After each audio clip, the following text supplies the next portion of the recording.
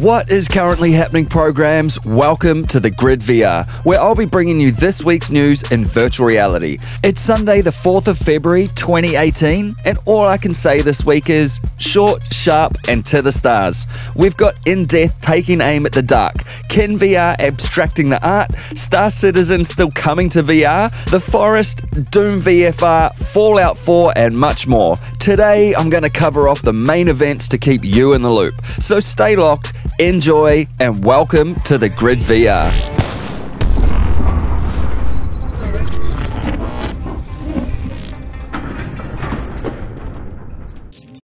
Hi programs, gonna have to make this one quick as I'm getting on a plane in 12 hours to sunny New Zealand, and I want to make sure to keep you all up to date with the latest. So here goes.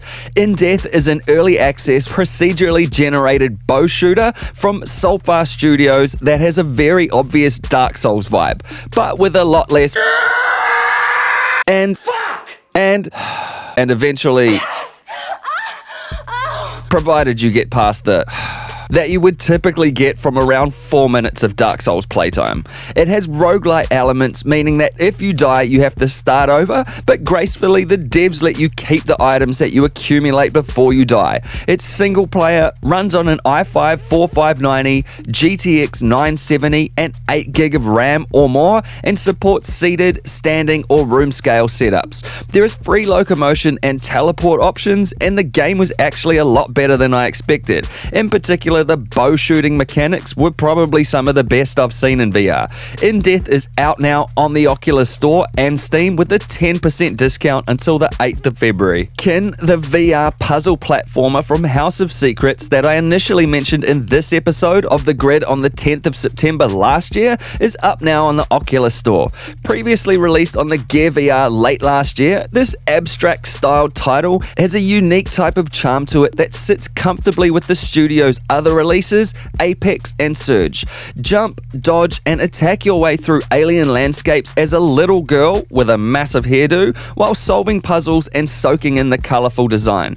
The game supports a gamepad, touch controllers as a gamepad, or a keyboard and mouse, and I really enjoyed working my way through the worlds. And for $10, honestly, if you like what you see here, then this is a good little buy. Star Citizen, the crowd-funded MMO game that we've been watching trailers and updates on for years now, had VR support working way back when, though it seems to have mostly gone by the wayside of late. Until earlier in the week when Chris Roberts, the game director at Cloud Imperium Games, confirmed that they are still planning on building VR support into the game, though the focus has mostly been around getting the base game solid first and then adding in the VR support at a later stage. Also, the long-promised VR support for The Forest, which is a survival title from End Night Games, will finally be announced in April when the game leaves early access and hits version 1.0. The developer said there will be more details about the VR game mode specifically at that time, which could mean this may be either VR support for the full game,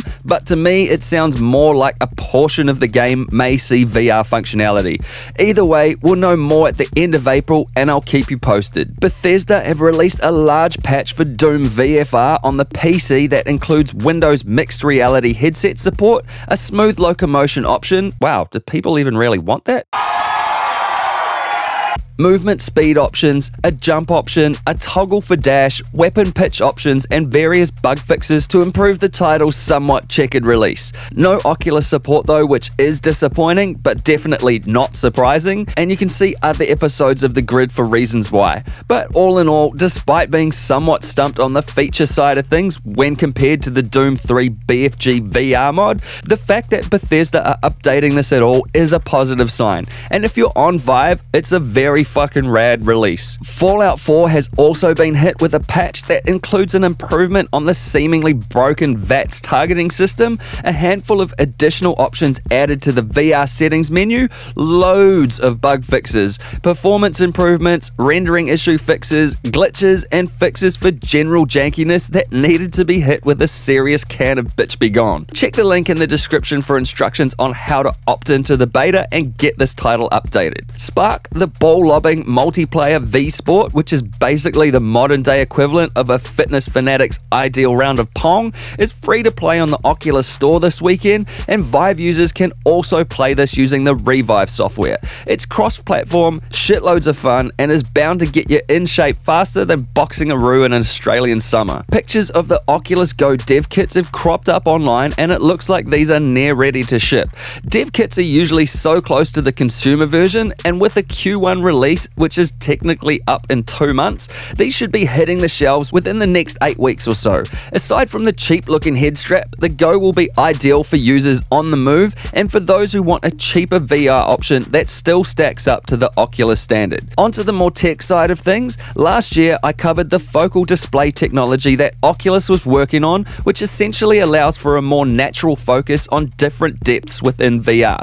What we have now are nifty tricks to make it appear like close objects are in focus while the background goes out of focus, which is what would happen in the real world. Like this, for instance, in the gallery Call of the Starseed.